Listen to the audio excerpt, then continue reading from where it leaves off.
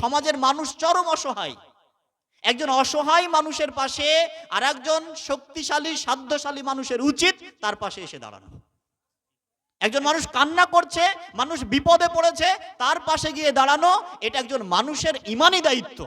হতে পারে সে হিন্দু, হতে পারে খ্রিস্টান, হতে পারে বৌদ্ধ, হতে পারে জৈন, হতে পারে নাস্তিক, তারপরও তার পাশে এসে দাঁড়াতে হবে। আর একজন মুসলিম হয়ে যদি আরেকজন মুসলিমের বিরুদ্ধে আচরণ করি, একজন মুসলিম হয়ে যদি আরেকজন মুসলিমের পাশে এসে না দাঁড়ায়, কাল কিয়ামতের ময়দানে আমাকে আপনাকে জবাবদিহিতা করতে হবে। তো আমরা অধিকাংশ মুসলিম জানি না যে আমাদের মৃত্যুর পরে একটা কথার উপর ভিত্তি করে আমাদেরকে জান্নাত অথবা জাহান্নাম যেতে হবে। শুধু একটা কথার উপর ভিত্তি করে একজন মানুষকে জান্নাত অথবা জাহান্নাম যেতে হবে। সেই কথাটা কি? সেটা হচ্ছে কালেমাতুত তাওহীদ, লা ইলাহা ইল্লাল্লাহ। এটারই যদি বিশ্লেষণ করতে চাই, একজন মানুষ যখন অমুসলিম থেকে মুসলিম হয় তখন তাকে সাক্ষ্য দিতে হয় আশহাদু আল্লা ইলাহা ইল্লাল্লাহু ওয়া আশহাদু আন্না মুহাম্মাদান আবদুহু ওয়া রাসূলুহু। দুটো বাক্য রয়েছে এই কথার মধ্যে। একটা, আল্লাহ ব্যতীত কোনো মাবুদ নেই, আল্লাহ ব্যতীত সত্য কোনো ইলাহ নেই, আল্লাহ ব্যতীত সত্য কোনো প্রতিপালক নেই, এটা আমি সাক্ষ্য দিচ্ছি। দ্বিতীয় বাক্য কি? আমি আরো সাক্ষ্য দিচ্ছি যে মুহাম্মদ সাল্লাল্লাহু আলাইহি ওয়াসাল্লাম হচ্ছে আল্লাহ সুবহানাহু ওয়া তাআলা প্রেরিত একজন দূত, একজন রাসূল, একজন বার্তাবাহক, একজন নবী। আচ্ছা বলুন তো, এই কথাগুলোর সাথে আমরা কেউ দ্বিমত? কারো কোনো সন্দেহ আছে? কারো কোনো সন্দেহ থাকার কোনো অবকাশ নেই। কিন্তু আমি যখন বাস্তবিক উদাহরণ দিব তখন আমরা বুঝতে পারবো মুখে বলছি কিন্তু কাজের বেলায় এই কথার কোনো বাস্তবায়ন নেই। এই যে কালেমাতুত তাওহীদের উপর ভিত্তি করে, কালেমাতুল ইখলাসের উপর ভিত্তি করে আমার আপনার জান্নাত অথবা জাহান্নাম অবধারিত, এই কথার প্রকৃত অর্থ কি এটাই আমরা জানতে পারলাম না আজ।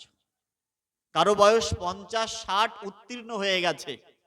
একটা সমাজে কথা প্রচলিত আছে না, যার 3 কাল গিয়ে 1 কাল ঠেকেছে, মানে জীবনের একেবারে সর্বশেষ প্রান্তে এসে পৌঁছে গিয়েছি, মৃত্যুর শিয়রে এসে দাঁড়িয়েছি, তারপরেও এই যে লা ইলাহা ইল্লাল্লাহ এই কথাটার প্রকৃত অর্থ আমরা জানি না। অথচ রাসূলুল্লাহ সাল্লাল্লাহু আলাইহি ওয়াসাল্লাম বলেছেন আদ-দীন আন-নাসিহা, আদ-দীন আন-নাসিহা, দিনের সমস্তটুকুই হচ্ছে কল্যাণ আর কল্যাণ। ইসলামের আপনি এমন কোন বিধিবিধান, এমন কোন দিক নির্দেশনা, এমন কোন সিস্টেম, এমন কোন পদ্ধতি আপনি দেখাতে পারবেন না যেটা মানব জাতির কল্যাণের জন্য নিয়োজিত নয়। প্রত্যেকটা দিক নির্দেশনা মানব জাতির কল্যাণের জন্যই আল্লাহ সুবহানাহু ওয়া তাআলা এই দ্বীন ইসলামকে আমাদের জন্য পৃথিবীতে প্রেরণ করেছে। এবং আমি আপনি যে দ্বীন ইসলামের অনুসারী, সেই দ্বীন সম্পর্কে আল্লাহ সুবহানাহু ওয়া তাআলা বলেছেন ইন্নাদ দীনা ইনদাল্লাহিল ইসলাম, যে আমার কাছে একমাত্র মনোনীত, আমার কাছে একমাত্র গ্রহণযোগ্য দ্বীন তথা রাস্তা তথা পথের নাম হচ্ছে ইসলাম। এখান থেকে কি শিখলাম? আমি আপনি যে দ্বীন তথা ধর্মের অনুসারী, সেই ধর্মটার নাম হচ্ছে ইসলাম। যদিও আমাদের সমাজের মধ্যে কিছু মানুষের মধ্যে ধারণা রয়েছে যে ইসলাম ধর্মের প্রবর্তক হচ্ছে মুহাম্মদ সাল্লাল্লাহু আলাইহি ওয়াসাল্লাম। ইতিহাসের পাতায় পড়েছি, মানে ভুল তথ্য পড়েছি, ভুলই এখনো আমাদের কানের মানে মস্তিষ্কের মধ্যে রয়েছে। আসলে ইসলাম ধর্মের প্রবর্তক মুহাম্মদ সাল্লাল্লাহু আলাইহি ওয়াসাল্লাম নয়। ইসলাম ধর্মের প্রবর্তক হচ্ছে স্বয়ং আল্লাহ সুবহানাহু ওয়া তাআলা। কেননা আল্লাহ সুবহানাহু ওয়া তাআলা বলছে আমার কাছে একমাত্র মনোনীত, একমাত্র গ্রহণযোগ্য দ্বীনের নাম হচ্ছে ইসলাম। যে ইসলামের প্রচার এবং প্রসার সূচনা ঘটেছিল নবী আদম আলাইহিস সালামের মাধ্যম দিয়ে, আর এই ইসলামকে কমপ্লিট করা হয়েছিল, সম্পূর্ণতা ঘোষণা করা হয়েছিল নবী মুহাম্মদ সাল্লাল্লাহু আলাইহি ওয়াসাল্লামের মাধ্যম দিয়ে। তো এই দ্বীন ইসলাম। এখন বিষয়টা হচ্ছে যে আমরা যে বারবার এই দ্বীনের কথা বলছি, দ্বীনের কথা বলছি, কোন দ্বীন? যে দ্বীনের কথা আল্লাহ সুবহানাহু ওয়া তাআলা বলেছেন, যে দ্বীনের কথা নবী মুহাম্মদ সাল্লাল্লাহু আলাইহি ওয়াসাল্লাম বলেছেন, যে দিন প্রচার করতে গিয়ে বহু ত্যাগ, বহু তিতিক্ষা, বহু কষ্ট, বহু ক্লেশ অর্জনের মধ্য দিয়ে যে দিনকে নবী মুহাম্মদ সাল্লাল্লাহু আলাইহি ওয়াসাল্লাম মক্কার মাটিতে, মদিনার মাটিতে, হেজাজের মাটিতে, তায়েফের মাটিতে প্রচার করেছিলেন, সেই দিনের কথা বলছি। এখন আপনারা বলতে পারেন, তাহলে আমরা যে দিন পালন করছি সেই দিন কি মুহাম্মদ সাল্লাল্লাহু আলাইহি ওয়াসাল্লামের দিন নয়? আমি পুরোপুরি বলতে পারবো না যে সেই দিন মুহাম্মদ সাল্লাল্লাহু আলাইহি ওয়াসাল্লামের দিন নয়, তবে আমাদের সমাজে প্রচলিত যে দিন রয়েছে, ইসলামের নামে যে দিন আমরা পালন করছি, এই দিন নবী মুহাম্মদ সাল্লাল্লাহু আলাইহি ওয়াসাল্লামের নয়। ইসলামটাকে আমাদের সেই বাপ দাদার পৈতৃক সম্পত্তির মতো আমরা বানিয়ে নিয়েছি, সেই রূপকথার গল্পের মতো আমরা তৈরি করে ফেলেছি। সেই শৈশবে রূপকথা চুপ করে শুনতাম, মনে হতো এর যেন আগাগোড়া সবটাই সত্যি। বড় হয়ে শুনলাম, বুঝলাম, জানলাম আগাগোড়া রং করা পুরোটাই মিথ্যে। ছোটবেলায় গল্প শুনেছিলাম না রূপকথার, সে আমাদের দাদি নানিরা গল্প করতো না, যে 7 সমুদ্র 13 নদীর পারে একটা সেই রাজকন্যা শুয়ে আছে, আর একটা সোনার জীবন কাঠি নিয়ে গিয়ে তাকে স্পর্শ করলে সে তার ঘুম ভেঙে যায়।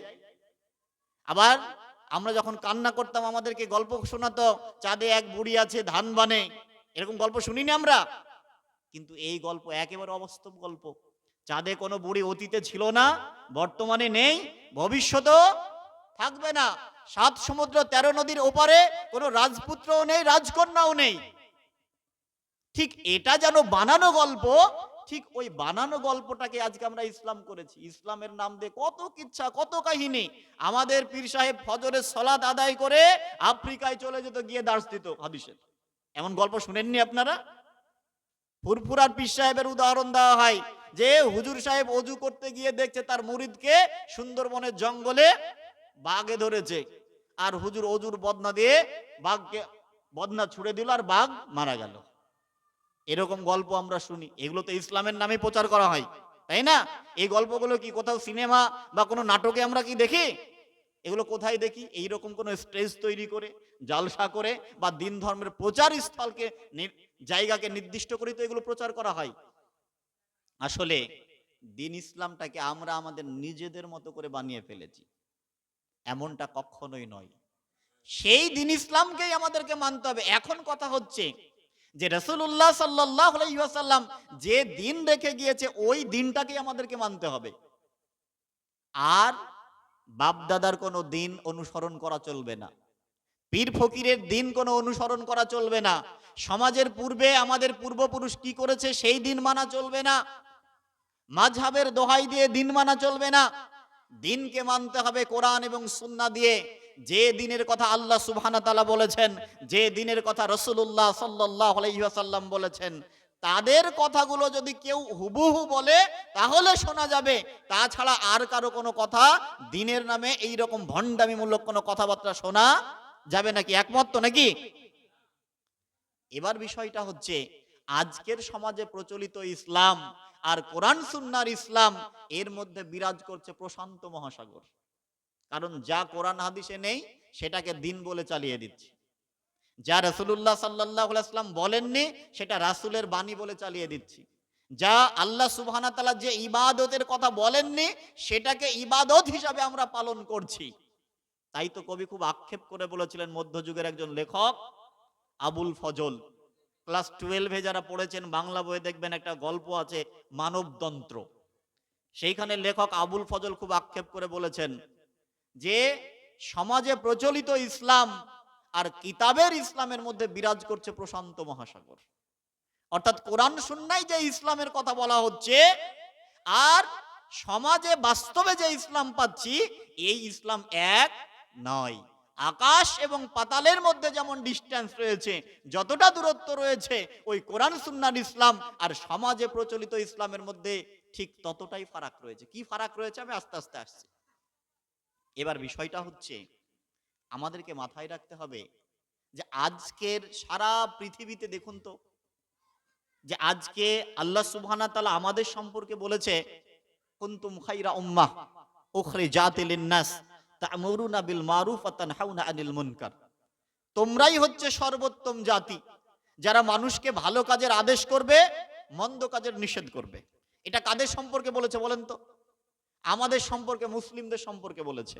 আমরা যারা দিন ধর্মের, দিন ইসলামের অনুসারী, তাদের সম্পর্কে বলেছে। কিন্তু আজকে দেখুন পৃথিবীর প্রত্যেকটা জায়গায় আজকে আমরা মুসলিমরা অবহেলিত, লাঞ্ছিত, অপমানিত, ঘৃণিত, নির্যাতিত, নিষ্পেষিত। এর কারণ কি? আমরা প্রকৃত দিন থেকে আমরা বিচ্ছিন্ন হয়ে পড়েছি। রাসূলুল্লাহ সাল্লাল্লাহু আলাইহি ওয়াসাল্লাম কর্তৃক প্রচারিত দিনের মধ্যে আমরা নেই। আমরা কি করলাম? ওই দিন থেকে বিচ্যুত হয়েছি বলেই আজকের জামানায় এসে একজন মুসলিম, একজন মুমিন কি বলে জানেন? সবচেয়ে বড় দুঃখ লাগে, আমরা তো ভারতবর্ষের বাসিন্দা। এই ভারতবর্ষের বুকে দাঁড়িয়ে আমরা অনেক সময় কিছু মানুষকে বলতে দেখি, তারা বলে যে আপনারা না থাকলে আমরা ভারতবর্ষের জমিনে বেঁচে থাকতে পারতাম না। আপনারা যদি না থাকতেন আমরা এই ভারতবর্ষে টিকে থাকতে পারতাম না। আপনারা আছেন বলে আমরা এখনো টিকে আছি। তো বলেন তো, এই কথা একজন মুসলিমের জন্য শোভা পায়? একজন মুমিনের জন্য শোভা পায়? একজন মুসলিম যে কালেমাতুত তাওহীদের প্রতি বিশ্বাসী, সে তো সর্ব অবস্থায় আল্লাহ সুবহানাহু ওয়া তাআলার প্রতি বিশ্বাস স্থাপন করবে। ভরসা কার প্রতি থাকবে? আপনি দেখুন তো, সেই বানী ইসরাঈলদের কাহিনী আপনাকে স্মরণ করাই। সেই যুগে মূসা আলাইহিস সালাম একেবারে সমুদ্র তীরবর্তী নদীর ধারে এসে উপস্থিত, আর পিছনে ফেরাউনের সৈন্য দলবল তাদেরকে ঘিরে ফেলেছে। মূসা আলাইহিস সালামকে তার সঙ্গী সাথী বলছে, মুসা, আমাদেরকে তো ফেরাউনের সৈন্য দলবল কিছুক্ষণের মধ্যেই ধরে ফেলবে, সামনে তো নদী, আমাদের তো মৃত্যু অবশ্যম্ভাবী, আমাদের তো বাঁচার কোনো রাস্তা দেখছি না। তারা হতাশ। মূসা আলাইহিস সালাম বলেছিলেন, কাল্লা, কখনো না, আমার আল্লাহ সুবহানাহু ওয়া তাআলা অবশ্যই পথ বাতলে দিবে। বিশ্বাস দেখুন একজন নবীর। তারপরে আপনাকে আরো স্মরণ করাই, আমরা তো তাদেরই উত্তরসূরি। নবী ইব্রাহিম আলাইহিস সালাম, তিনি যখন বলেছিল যে যে মূর্তি তোমরা তৈরি করেছো, যে নিজেকে রক্ষা করতে পারে না, সে তোমাদেরকে কেমন করে রক্ষা করবে? মূর্তি ভাঙ্গার পরে তাকে কি করেছিল? জ্বলন্ত অগ্নিকুণ্ডে তাকে নিক্ষেপ করতে যাচ্ছে। তারপরও সে কি ভীত সন্ত্রস্ত হয়েছিল? সে কি কখনো এক আল্লাহর প্রতি বিশ্বাস স্থাপন থেকে দূরে সরে গিয়েছিল? যখন তাকে জ্বলন্ত অগ্নিকুণ্ডে ফেলছে, তখন সে বলছে, ইন্না সলাতি নুসুকি মাহিয়াইয়া মামাতি লিল্লাহি রাব্বিল আলামিন। আমার সলাত, আমার জীবন, আমার মরণ, আমার কোরবানি, সমস্ত কিছু আল্লাহ তোমার জন্য। আল্লাহ সুবহানাহু ওয়া তাআলা ইব্রাহিম আলাইহিস সালামকে রক্ষা করেননি? ইব্রাহিম আলাইহিস সালামকে রক্ষা করেছিলেন। ইউনূস আলাইহিস সালামকে যখন একদম গভীর রাত্রিবেলায় সেই নৌকা থেকে বা জাহাজ থেকে যখন ফেলে দেওয়া হলো, মাছের পেটের মধ্যে চলে গেল অন্ধকার, তখন তো কখনো বলেনি যে আল্লাহ তুমি আমাকে বাঁচাও, এখানে অন্ধকার, আলোর ব্যবস্থা করে দাও, খাবারের ব্যবস্থা করে দাও, অক্সিজেনের ব্যবস্থা করে দাও। এমনটা বলেছিল? কখনো বলেনি। ইউনূস আলাইহিস সালাম কি বলেছিল? লা ইলাহা ইল্লা আনতা সুবহানাকা ইন্নী কুনতু মিনাজ জালিমিন। প্রশংসা তোমারই, আমি আমার নিজের প্রতি জুলুম করেছি। এ কথা নবী ইউনূস আলাইহিস সালাম স্বীকার করেছিলেন। তাকে আল্লাহ সুবহানাহু ওয়া তাআলা হেফাজত করেছে। ইউসুফ আলাইহিস সালাম তার ভাইয়েরা কুয়ার মধ্যে ফেলে দিয়েছিল, তারপরে ভাইদের কাছে কি বাঁচার জন্য আকুতি মিনতি করেছিল? আল্লাহ সুবহানাহু ওয়া তাআলার কাছে সে দোয়া করেছিল, আল্লাহ সুবহানাহু ওয়া তাআলা হেফাজত করেছে। তো একজন মুসলিম, একজন মুমিন, যার অন্তরে বিশ্বাস আছে আল্লাহ ব্যতীত সত্য কোনো ইলাহ নেই, সে কখনো একজন মুসলিম বিদ্বেষীর কাছে, একজন কাফেরের কাছে, একজন মুশরিকের কাছে কখনো সাহায্য প্রার্থনা করতে পারে না, চাইতে পারে না। এই বিশ্বাস একজন মুসলিমের মধ্যে যদি থেকে থাকে যে কাফের, মুশরিক, বেদুইন এরা আছে বলেই আমাদের পাশে, এরা আছে বলে আমরা টিকে আছি, অবশ্যই তার কালেমাতুত তাওহীদ তার মধ্যে নেই। সম্মানিত উপস্থিতি, এই যে সমস্যা, এটা আমরা অতিক্রান্ত করে এসেছি। এনআরসির টাইমে আমরা করেছিলাম না এমনটা? এনআরসি হয়ে গেলে কি হবে? জেলখানার মধ্যে না হয় ঢুকিয়ে দেবে, তার বেশি কি হবে? কিন্তু কালেমাতুত তাওহীদ যদি আমার আপনার ছুটে যায়, যে জেলখানায় ঢুকাবে সেখানে সারা জীবন থাকতে হবে। আর এই পৃথিবীর জেলখানার চাইতে যে কত বড় ভয়ঙ্কর জেলখানা সেই জাহান্নাম, আমরা আমাদের চিন্তা ভাবনার আয়ত্তের একেবারে বাইরে, আউট অফ কন্ট্রোল। অতএব সম্মানিত উপস্থিতি, আমাদেরকে সেই দিনকে অনুসরণ করতে হবে যে দিন নবী মুহাম্মদ সাল্লাল্লাহু আলাইহি ওয়াসাল্লাম প্রচার করেছিলেন। যে দিনের কাছে এসে মক্কার কাফের মুশরিক, মক্কার কুখ্যাত গুন্ডা সন্ডা জেনাকারী ব্যভিচারী লম্পটকারী দুর্যাচারী এই সমস্ত মানুষগুলো এসে রাসূলুল্লাহ সাল্লাল্লাহু আলাইহি ওয়াসাল্লামের হাতে বায়াত গ্রহণ করেছিলেন, ইসলাম কবুল করেছিলেন। রাতারাতি কুখ্যাত মানুষগুলো সোনার মানুষে রূপান্তরিত হয়েছিলেন। আজকে আমাদের সেই সিচুয়েশন আমাদের মধ্যে নেই। তাই একজন মুমিন কখনো কোনো পরিস্থিতিতেই ভীত সন্ত্রস্ত হতে পারে না। তার সামনে যে সিচুয়েশনে আসুক না কেন, সে সদা সর্বদা আল্লাহ সুবহানাহু ওয়া তাআলার প্রতি ভরসা রেখে চলবে, পূর্ণ তাওয়াক্কুল করে চলবে। একজন মুমিনের বাক্য তো এমনই হওয়া উচিত, যা কিছু হোক পরোয়া করি না, ও সব জেনেছি তুচ্ছ, আমার জন্য সাজানো রয়েছে লাল গোলাপের পুচ্ছ।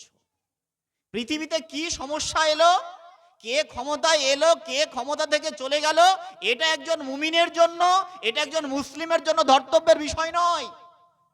আমাদেরকে কি করতে হবে দুনিয়াতে? আল্লাহ সুবহানাহু ওয়া তাআলা যে নির্দেশ দিয়েছে, রাসূলুল্লাহ সাল্লাল্লাহু আলাইহি ওয়াসাল্লাম যে নির্দেশ দিয়েছে, সেই নির্দেশকে পালন করে চলতে হবে। অর্থাৎ ভালো কাজ নিজেকে করতে হবে। আর আল্লাহ তার রাসূল সাল্লাল্লাহু আলাইহি ওয়াসাল্লাম যে কাজগুলো করতে নিষেধ করেছে, সেই কাজগুলো থেকে নিজেকে বিরত রাখতে হবে, অপরকে বিরত রাখার আহ্বান করতে হবে। অবশ্যই আল্লাহ সুবহানাহু ওয়া তাআলা দুনিয়াতে সফলতা দিবে এবং পরকালীন জীবনও সফলতা দিবে ইনশাআল্লাহ। কি দিবে না? এই ভরসা আমাদের মধ্যে আছে? এই ভরসা আমাদের মধ্যে নেই। আর কালেমাতুত তাওহীদ এমন একটি পরশ পাথর, এমন একটা শব্দ বাক্য, এমন একটা শব্দ মন্ত্র, যেটা মানুষকে প্রকৃত মানুষে রূপান্তরিত করে। আমরা অনেকেই বলতে পারি যে কারো যদি তাওহীদ ছুটে যায়, কেউ যদি শিরক করে থাকে, সে মুসলিম থাকে না। আর আমি এক ধাপ এগিয়ে বলি, মুসলিম থাকা তো দূরের কথা, ও মানুষই থাকে না। কালেমাতুত তাওহীদ আপনাকে অসভ্য থেকে সভ্য করেছে, আপনাকে মূর্খ থেকে শিক্ষিত বানিয়েছে। কেমন করে শুনবেন?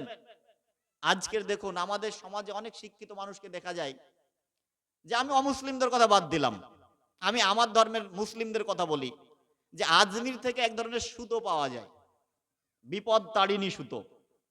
তো ওই সুতো, ওই ধাগা হাতে বাঁধলে নাকি বিপদ দূর হয়। এমন বিশ্বাস আমাদের মুসলিমদের মধ্যে আছে কি নেই? আছে তো? তো বলেন তো, একজন মুসলিমের যদি এই বিশ্বাস থাকে, তাহলে কালেমাতুত তাওহীদ তার আছে? তার কালেমাতুত তাওহীদ ছুটে গিয়েছে। সন্তান দেওয়ার মালিক কে বলেন তো? আল্লাহ সুবহানাহু ওয়া তাআলা। তারপরও সন্তান না হলে মানুষ পীরের কাছে দৌড়ায়, কবরওয়ালার কাছে দৌড়ায়। বীরভূমের সেই দাতা মাহবুব শাহ, সে বীরভূমে যায় না, পাথর চাপড়ি, আপনাদের এলাকার লোক যায়, গাড়ি কিনলেও যায়, সন্তান না হলেও যায়, বাড়ি করলেও যায়, যে তার কাছে দোয়া নিতে। তো সন্তান হচ্ছে না, তার জন্য দাতা মাহবুব শাহর কাছে যায় যে বাবা তুমি আমাকে একটা সন্তান দাও।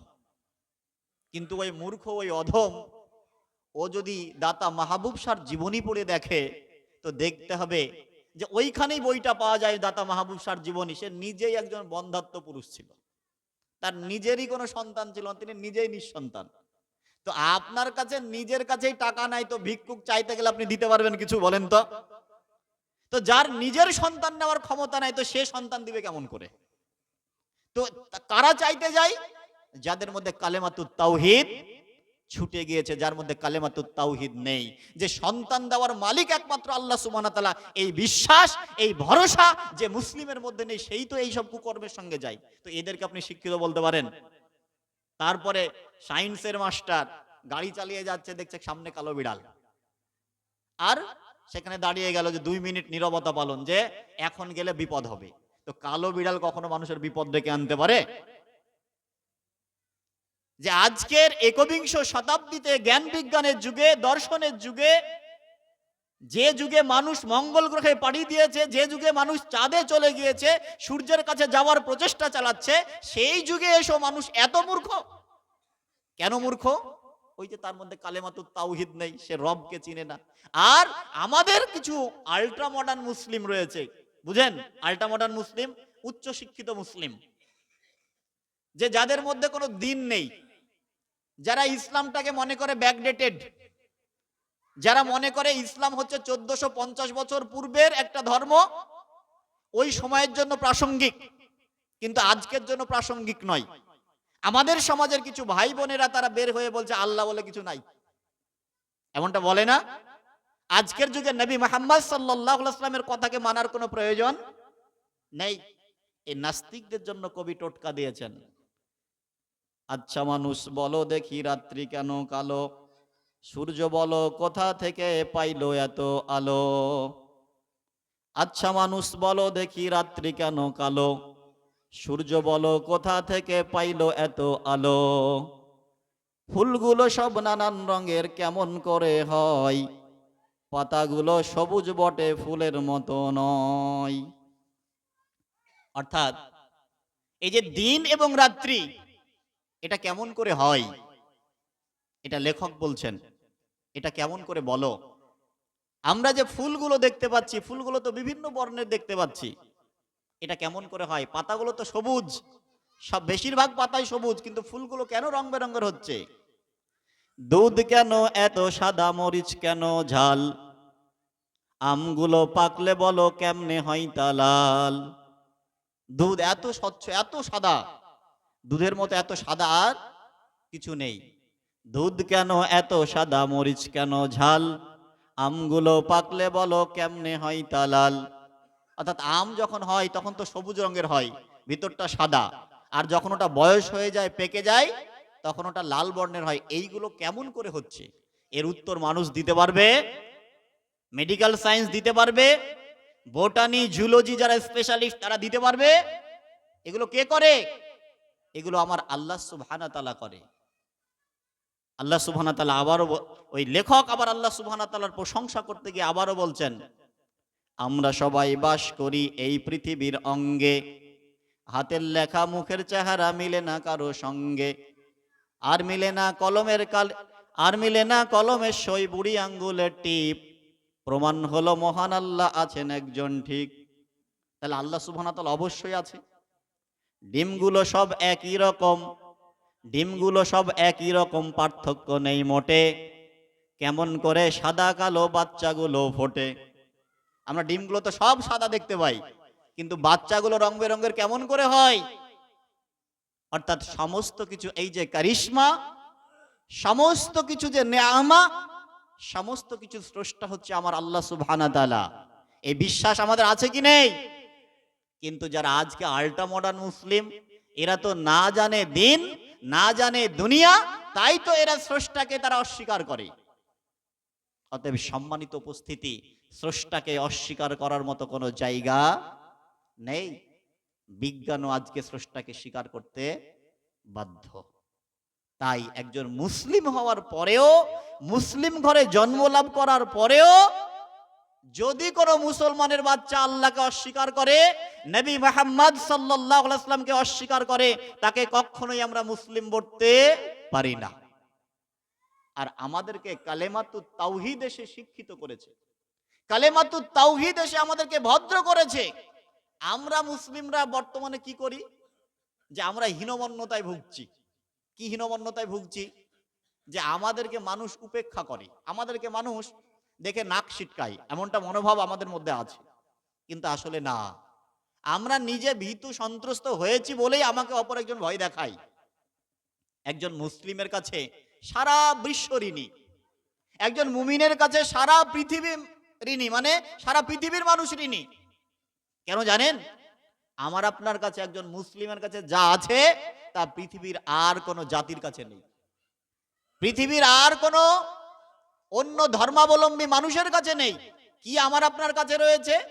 আমার আপনার কাছে আছে কালেমাতুত তাওহীদ, লা ইলাহা ইল্লাল্লাহ, এক স্রষ্টার অস্তিত্বে বিশ্বাসী আমরা। কেমন করে?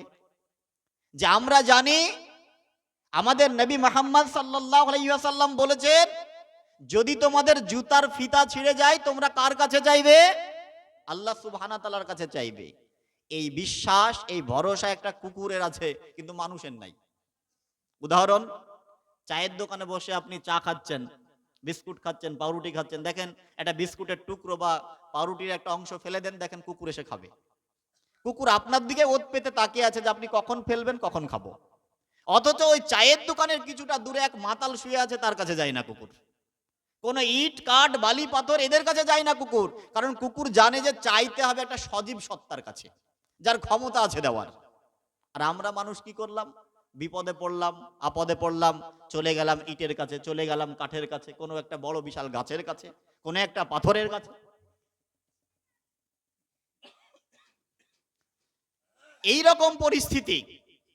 অতএব আমাদেরকে কালেমাতুত তাওহীদ এসে শিক্ষিত করেছে, কালেমাতুত তাওহীদ এসে ভদ্র করেছে। আমার আপনার কাছে রয়েছে দুনিয়াতে অর্থনৈতিক ভারসাম্য নীতি, যেটা আল্লাহ সুবহানাহু ওয়া তাআলা প্রদত্ত যাকাতের বিধান, যা পৃথিবীর আর কোনো মানুষের কাছে জানা নেই। আপনাকে আল্লাহ সুবহানাহু ওয়া তাআলা সম্পদ দিয়েছে, আর আপনি ইচ্ছা মতো ব্যবহার করবেন, এ ক্ষমতা আপনাকে আল্লাহ সুবহানাহু ওয়া তাআলা দেন নাই। আপনার ওই ধন সম্পদের মধ্যে সমাজের অসহায়, দুস্থ, ফকির, মিসকিন তার অংশ রয়েছে। আমার আপনার মধ্যে আল্লাহ সুবহানাহু ওয়া তাআলা কি শিক্ষা দিয়েছে? ফিজিক্যাল ডিস্টেন্স, শারীরিক দূরত্ব। যে একজন মানুষ আর একটা মানুষের কাছ থেকে কতটা দূরে থাকবে, এটা আমার আল্লাহ সুবহানাহু ওয়া তাআলা মুমিনদেরকে, মুসলিমদেরকে শিক্ষা দিয়েছে, যার মধ্যে কালেমাতুত তাওহীদ রয়েছে। যে আমি আমার স্ত্রীর কাছে কত কাছাকাছি হতে পারবো, আর আমি আমার স্ত্রী বাদ দিয়ে অন্য কোনো বেগানা নারীর কাছ থেকে কতটা দূরে থাকতে হবে, এটা ইসলাম আমাকে বলে দিয়েছে। আজকে দেখুন সারা পৃথিবী জুড়ে এইচআইভি এইডস, এই যে ভয়ঙ্কর মারাত্মক রোগ, তার মূল কারণ হচ্ছে অবৈধ যৌনাচার, ব্যভিচার। তো বলেন তো, মিডিল ইস্ট তথা মধ্যপ্রাচ্যের দেশগুলোর পরিসংখ্যান দেখুন তো, ওখানে কজন এইচআইভি এইডস আক্রান্ত? ওখানে এইচআইভি এইডস আক্রান্ত রোগীর সংখ্যা নেই বললেই চলে, মানে সেখানে ব্যভিচার নেই, যৌনাচার নেই। আর ওয়েস্টার্ন কান্ট্রিগুলো, পশ্চিমার দেশগুলো, সেখানে দেখুন ফ্রি সেক্স, যে যার সঙ্গে ইচ্ছা সে তার সঙ্গে যৌনাচার করতে পারে, সেখানে এইচআইভি আক্রান্তের সংখ্যা দিন দিন বেড়ে চলছে। আমার ভারতবর্ষের অবস্থাও সেম, একই অবস্থা। অতএব আমার আপনার কাছে রয়েছে কালেমাতুত তাওহীদের শিক্ষা, আমার আপনার কাছে রয়েছে যাকাতের শিক্ষা, আমার আপনার কাছে রয়েছে পর্দার বিধান, আমার আপনার কাছে রয়েছে মৈত্রী, সাম্যে, অর্থনীতির অধিকার, আমার কাছে রয়েছে ভদ্রতার অধিকার, ভ্রাতৃত্বের অধিকার, সমাজে শান্তি সুপ্রতিষ্ঠিত করার অধিকার। এটা আমাকে আপনাকে আল্লাহ সুবহানাহু ওয়া তাআলা দিয়েছে, যারা কালেমাতুত তাওহীদকে যারা আঁকড়ে ধরেছে। তাই সম্মানিত উপস্থিতি, আমাদেরকে, আমি যেটা বলতে চাচ্ছিলাম, যে আমার সময় শেষ, যে কালেমাতুত তাওহীদকে আমাদেরকে আঁকড়ে ধরতে হবে। এক আল্লাহকে বাদ দিয়ে আর অন্য কোনো কারো প্রতি ভরসা করা যাবে যাবে না। অন্ততপক্ষে এইটুকু আজকের বক্তব্য থেকে মনে রাখুন। দ্বিতীয়, আপনি দুনিয়াতে যত কিছু ভালো কাজ করবেন, আমল, ইবাদত, সামাজিক যে কোনো কার্যকলাপ, সেই ক্ষেত্রে আপনাকে আল্লাহ সুবহানাহু ওয়া তাআলার সন্তুষ্টির জন্য কাজ করতে হবে, লোক দেখানোর জন্য নয়, সমাজে বাহবা পাওয়ার জন্য নয়, আল্লাহর সন্তুষ্টির জন্য কাজ করতে হবে। যদি আল্লাহ খুশি হয়ে যায়, অবশ্যই তার প্রতিফল আপনি পাবেন। আর আল্লাহর প্রতি অগাধ প্রত্যয়, অগাধ ভালোবাসা আমাদের মধ্যে রাখতে হবে। যদি আল্লাহর প্রতি অগাধ বিশ্বাস, আল্লাহর প্রতি অগাধ প্রত্যয়, অগাধ যদি ভালোবাসা তৈরি করতে পারি, অবশ্যই আমার আপনার মধ্যে পারস্পরিক ভ্রাতৃত্ববোধ, পরস্পরের প্রতি বিশ্বাস, এগুলো জেগে উঠবে। আজকের সমাজ ব্যবস্থা দেখুন, যে সমাজে আমরা একে অপরকে একেবারে টেরা চোখে আমরা তাকাই, একে অপরের সঙ্গে আমরা খারাপভাবে তাকাই। কিন্তু এমনটা কেন হয়? আপনি সবজি বাজার করতে গিয়েছেন, যে মনে মনে ভাবছেন যে হয়তো আপনার ফোন এসেছে, আপনি ফোনটা খুব তাড়াতাড়ি করে কাটার চেষ্টা করছেন, যে আমি যদি ফোনে ব্যস্ত থাকি, ও পোকা বেগুনটাই আমাকে দিয়ে দেবে। মাছওয়ালার কাছে মাছ নিতে গিয়েছি, এ খুব বাজে ব্যবসায়ী, যে ও পচা মাছগুলোই আমাকে বেছে দেয়। আর ব্যবসায়ীর প্রতি আপনার প্রতি একটা অবিশ্বাস, যে এ খুব তেন্দর খরিদ্দার, যে হয়তো একটা মাছ কমা চলে যাবে, আমার মাছটা ঘুরিয়ে দেবে, আমার মাছ আর বিক্রি হবে না। ছেলের সঙ্গে বাপের ভালো সুসম্পর্ক নেই, স্বামীর সঙ্গে স্ত্রী সুসম্পর্ক নেই। যে মানুষটার সঙ্গে দীর্ঘদিন ধরে আপনি একই বিছানায় থাকছেন, একই সঙ্গে শুয়ে থাকছেন, একই সঙ্গে খাচ্ছেন, তারপরও রাত্রিবেলায় দুজন দুই দিকে শুয়ে একজন ভাবছে এমন একটা মেয়ের সঙ্গে বিয়ে করেছিলাম, জীবনটা একদম তেজপাতা করে দিল। আর স্ত্রীও মনে মনে ভাবছে যে এমন একটা লোকের পাল্লায় পড়েছিলাম, পুরো জীবনটা আমার হেল করে দিল। অথচ একই সঙ্গে সংসার করছেন। এমনটা এই অবিশ্বাস কেন? রবের প্রতি ভালোবাসা আমার আপনার তৈরি হয়নি বলেই আমরা পরস্পরকে ভালোবাসতে পারি না। কেন? একটা উদাহরণ দিয়ে আলোচনা শেষ করব। এই যে মোবাইল, এই মোবাইল ফোনটা দিয়ে আমরা ফোন করি তো মনে করেন আমি এখানে আছি, পাশের বাড়িতে কোনো একজন মানুষ রয়েছে, তাকে ফোন করছি। তো ফোন করার পরও বলছে যে এই মুহূর্তে তার সঙ্গে সংযোগ করা সম্ভব হচ্ছে না। অনেক সময় বলে না? তো স্বাভাবিকভাবে আমি তো এখান থেকে জোরে চিৎকার করে বললে তো শুনতে পাবে। তো এইটুকু আর এইটুকু দূরত্ব ফোনে কেন সংযোগ স্থাপন করা সম্ভব হচ্ছে না? যে আমি যে কথাটা বলছি এই কথাটা একেবারে বেতার তরঙ্গে পৌঁছে যায়, সেখান থেকে আবার ভাসতে ভাসতে এসে ওই মোবাইলে যদি পৌঁছায় তবেই কথা তার সঙ্গে কানেক্ট করা সম্ভব হয়। তো আমি আপনি যদি আল্লাহর প্রতি ভালোবাসা স্থাপন করতে পারি, এ বিষয়ে হাদিস রয়েছে, হাদিসে কুদসি, নবী মুহাম্মদ সাল্লাল্লাহু আলাইহি ওয়াসাল্লাম বলছেন, যখন একজন কোনো মানুষ আল্লাহ সুবহানাহু ওয়া তাআলাকে ভালোবাসে তখন আল্লাহ সুবহানাহু ওয়া তাআলা সপ্তপাক আসমানের উপরে ফেরেশতা মণ্ডলীকে বলে যে অমুক গ্রামের অমুক ব্যক্তি আমাকে ভালোবাসে। ওই ফেরেশতা মণ্ডলী সপ্তপাক আসমান থেকে ষষ্ঠ আসমানে নেমে এসে ষষ্ঠ আসমানের ফেরেশতাদেরকে বলে যে অমুক গ্রামের অমুক ব্যক্তি আল্লাহকে ভালোবাসে। ষষ্ঠ আসমান থেকে পঞ্চম আসমানে নেমে এসে আবার একই কথা বলে, ওই ফেরেশতারা খবর পৌঁছে দেয়। ওইভাবে একেবারে নিচের স্তরে এসে ফেরেশতাদেরকে বলে দেয় যে অমুক গ্রামের অমুক ব্যক্তি আল্লাহকে ভালোবাসে। তখন ওই ফেরেশতারা কি করে? বাতাসে প্রচার করে দেয়, মানুষের কানে কানে সম্প্রচারিত করে দেয় যে সমাজের ওই ব্যক্তি আল্লাহকে ভালোবাসে। তখন মানুষও তাকে ভালোবাসে। আমি আমার গাল গল্প বলছি না, এটা হাদিসে কুদসি বলছি।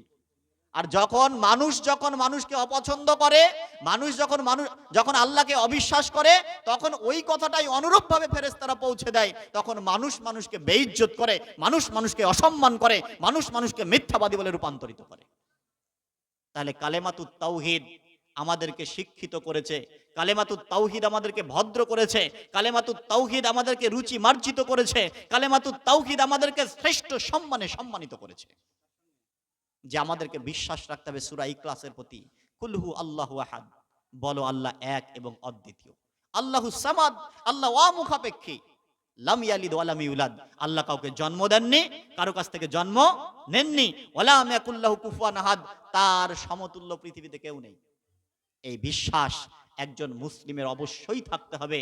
একজন মানুষের এই কথার উপর ভিত্তি করেই জান্নাত অথবা জাহান্নাম। আর এই কালেমাতুত তাওহীদের উপরে বিশ্বাস স্থাপন করার পরে সমস্ত রকম ভালো কাজ আপনাকে নিজে করতে হবে, অপরকে করার জন্য আহ্বান করতে হবে। সমস্ত রকম খারাপ কাজ থেকে নিজেকে বিরত রাখতে হবে, অপরকে খারাপ কাজ থেকে বিরত রাখার আহ্বান জানাতে হবে, এবং মানুষের জন্য আমৃত্যু পর্যন্ত কাজ করতে হবে। দুনিয়াতে আসলাম, খেলাম, ফুর্তি করলাম, ঘর বাড়ি তৈরি করলাম, আমাদের নেক্সট জেনারেশনকে প্রতিষ্ঠিত করে চলে গেলাম, এটার নাম সফলতা নয়। সমাজে যদি ভালো কাজ করে যেতে পারি, ওই ভালো কাজের বদৌলতে যদি কবরে শুয়ে শুয়ে যদি নেকি পেতে পাই, নেকি পাওয়ার প্রচেষ্টা চালাই, তাহলে সেটাই হচ্ছে আমার আপনার জন্য সফলতা। তাই তো কবি আক্ষেপ করে বলেছে, মানুষ বড় একলা, তুমি মানুষ হয়ে মানুষের পাশে দাঁড়াও। মানুষ বড় কাঁদছে, তুমি মানুষ হয়ে মানুষের পাশে দাঁড়াও। মানুষ মানুষের জন্য খাদ খুঁড়ছে, তুমি মানুষ হয়ে মানুষের পাশে দাঁড়াও।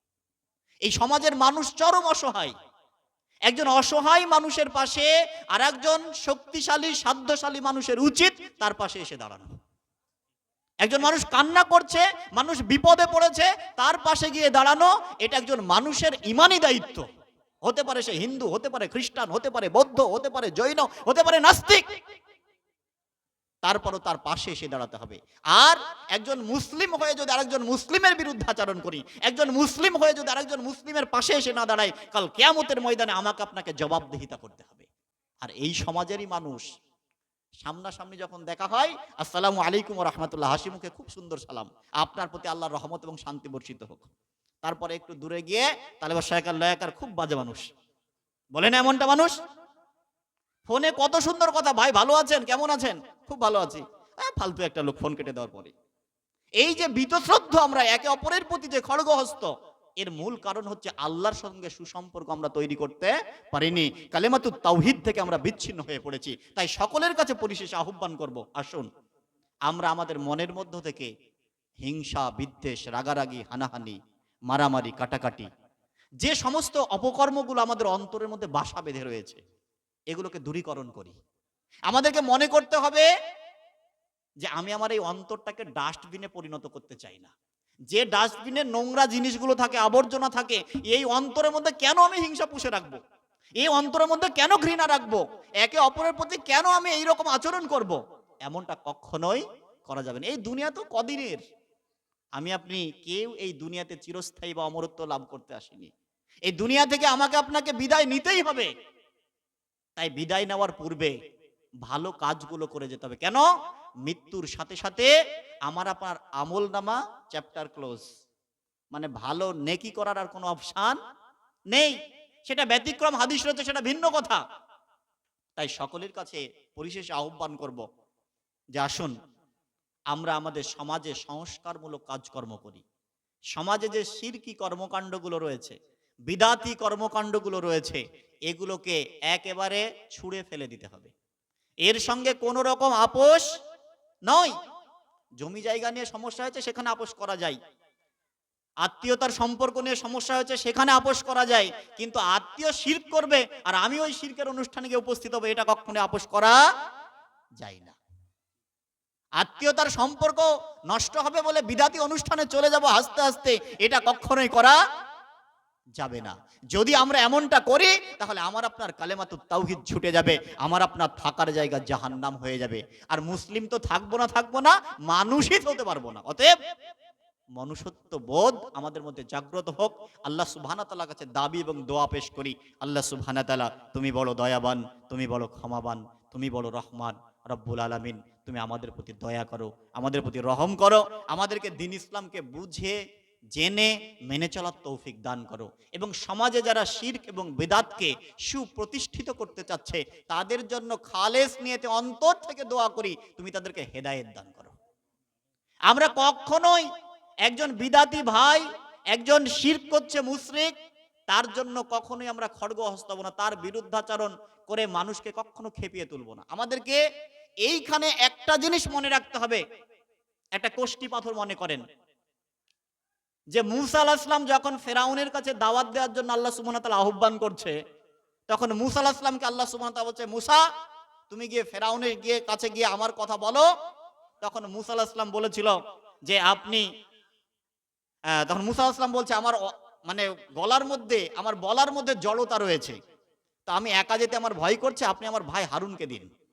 হারুন আলাইহিস সালামকে দেওয়া হলো সাথে। এবং মূসা আলাইহিস সালামকে আল্লাহ সুবহানাহু ওয়া তাআলা বলছে যে মূসা তুমি গিয়ে খুব নরম ভাষায় ফেরাউনের সঙ্গে কথা বলবে। আল্লাহ সুবহানাহু ওয়া তাআলা অন্যত্র বলছে উদউ ইলা সাবিলি রাব্বিকা বিল হিকমা, তুমি তোমার অপর কোন ব্যক্তিকে রবের দিকে আহ্বান করো হিকমা সহকারে, প্রজ্ঞা সহকারে। তো আমাদেরকে মনে রাখতে হবে যে আল্লাহ সুবহানাহু ওয়া তাআলা পৃথিবীর যতগুলো নবীকে পাঠিয়েছেন তার মধ্যে অন্যতম একজন নবী মূসা আলাইহিস সালাম, তাকে বলছে যে মূসা তুমি গিয়ে ফেরাউনের সামনে নরম ভাষায় কথা বলবে। যে ফেরাউন এত নিকৃষ্ট, নমরুদ, কারুন, হারাউন এত নিকৃষ্ট কাফের পৃথিবীতে জন্মলাভ করেছে, তারপর এত নিকৃষ্ট হয়নি যে ফেরাউন নিজে দাবি করেছিল আনা রব্বুকুমুল আলা, আমি হচ্ছে তোমাদের প্রতিপালক। আল্লাহ সুবহানাহু ওয়া তাআলা ফেরাউন সম্পর্কে বলতে গিয়ে বলছে যে আমি ফেরাউনের মতো এত নিকৃষ্ট মানুষ, এত খারাপ মানুষ আর দান করব না। তো বলেন তো যে এত খারাপ মানুষের কাছে দাওয়াত দিতে গিয়ে আল্লাহ সুবহানাহু ওয়া তাআলা মূসা আলাইহিস সালামকে বলছে তুমি নরম ভাষায় কথা বলো।